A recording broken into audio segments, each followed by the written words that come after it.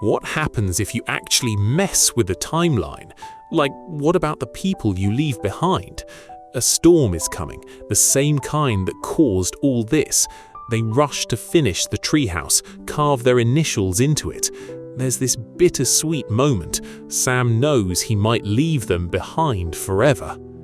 So in a comic store, Sam finally gets his hands on this rare issue of Commander Canada. He's been looking for it forever. His friend Mason is just as hyped, even though technically Sam paid for it. They're already joking about shared custody. Then, out of nowhere, a group of boys shows up. Their leader, Tommy, just snatches the comic, rips it out of the protective cover. Mason protests its mint condition, but Tommy just laughs, tosses it into a puddle, steps on it and says something dumb like, "Now it's pavement." Yeah, makes zero sense.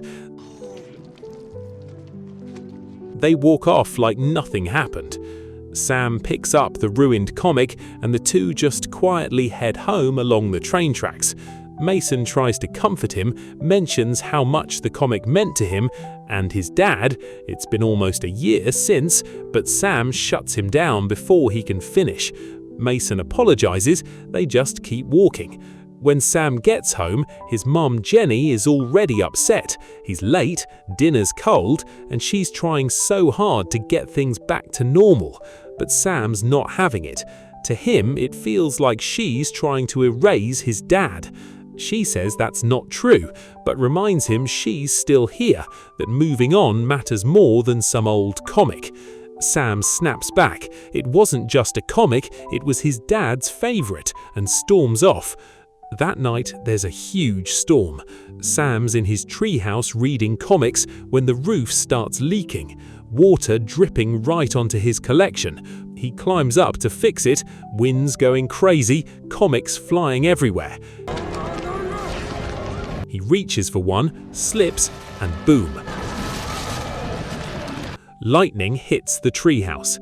Next morning, he wakes up in a completely different bedroom. Everything feels off. He sees a photo. It's him and Tommy. Yeah, that Tommy. Weird. He checks the drawers. None of the clothes are his. Still, he throws something on and walks out. There's another photo, him with some random man and woman. The woman greets him like everything's normal. You're up. Asks if he's okay. Apparently, he hit his head playing soccer, just a minor concussion. Sam's like, "No, I was literally in my treehouse last night." They think he's confused, try showing him pictures, jogging his memory. It doesn't help. So he does the only thing that makes sense. He sneaks out the window and runs to his house. Jenny answers the door, but she doesn't recognize him. Can I help you? Very funny, Mom. Hey, excuse me. Look, He walks in anyway, thinking it's some weird joke, apologizes for yesterday, says she didn't have to go this far, but she's genuinely confused, asks who he is. Sam casually goes, I'm your son." Then he looks outside, no treehouse. And then his dad walks in, Andy, alive. Sam runs to hug him, but both of them step back. They have no idea who he is. They even try to call the police. Sam freaks out, runs into the street, and suddenly everything glitches, like reality tearing apart for a second. He sees this broken, decayed version of the street, then it snaps back. He runs to Mason's house. Mason answers the door, and yeah, he recognizes Sam. Relief. But something's off. Mason says Sam and Tommy bully him at school. Sam tries explaining everything, but Mason doesn't want to hear it, tries to shut the door until Sam blurts out stuff only he would know. Embarrassing stuff. The mayonnaise incident, the stuffed cat named Saint Jerome, even that weird fear reaction. Right on cue, Mason proves it. Now Mason's listening. Sam thinks he's in some alternate universe. Maybe the storm caused some kind of interdimensional rift like in comics. Mason actually buys into it, says usually when this happens, it's because someone needs to learn something. Then Sam mentions the glitches. Mason's theory: they'll keep getting worse until Sam gets stuck there permanently. Their best guess, whatever brought him there might take him back, which means the treehouse. Problem: this world doesn't have one. So now they're racing against time to convince his not parents to build a treehouse. They find Andy at work. At first he thinks they're messing around, but Sam starts dropping details. Deep, personal stuff only a son would know. It shakes him. He still doesn't fully believe it, but he doesn't ignore it either. Tells Sam to come by the next day. Back at his new home, things get tense. His new parents are suspicious. He's acting weird, disappearing all day. Sam tries to play it cool, but fails. That night, lying in bed, he talks to the dog, wonders if this is all just a dream. Part of him wants to go back, but part of him doesn't. Here, his dad's alive.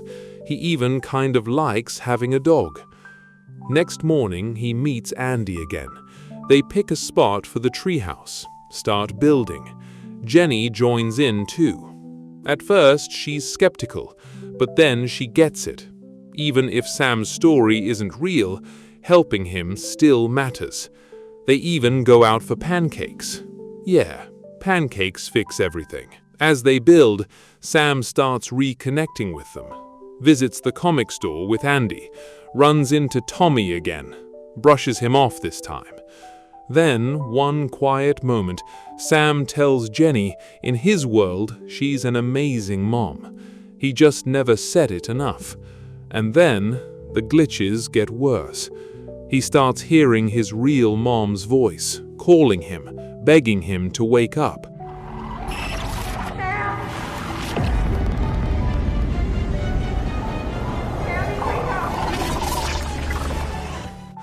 Time's running out. A storm is coming, the same kind that caused all this. They rush to finish the treehouse, carve their initials into it. There's this bittersweet moment. Sam knows he might leave them behind forever. Before it all ends, he finally tells Andy the truth. In his world, his dad is gone. Andy understands instantly, tells him his mom needs him, that staying here might feel good, but leaving her alone would break her. Sam doesn't want to go.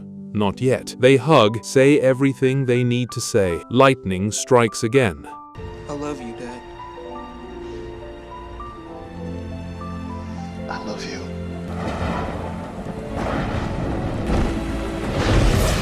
Sam wakes up in a hospital, his real mom beside him. He tells her he saw his dad, that they helped him find his way back. They say, "I love you," something that clearly hadn't been said enough before. Later, Sam goes back to the remains of the treehouse and finds the initials, proof that somehow it was real. He turns to his mom and asks if they can rebuild it together. Oh, and maybe get a dog too. And just like that, things start to heal.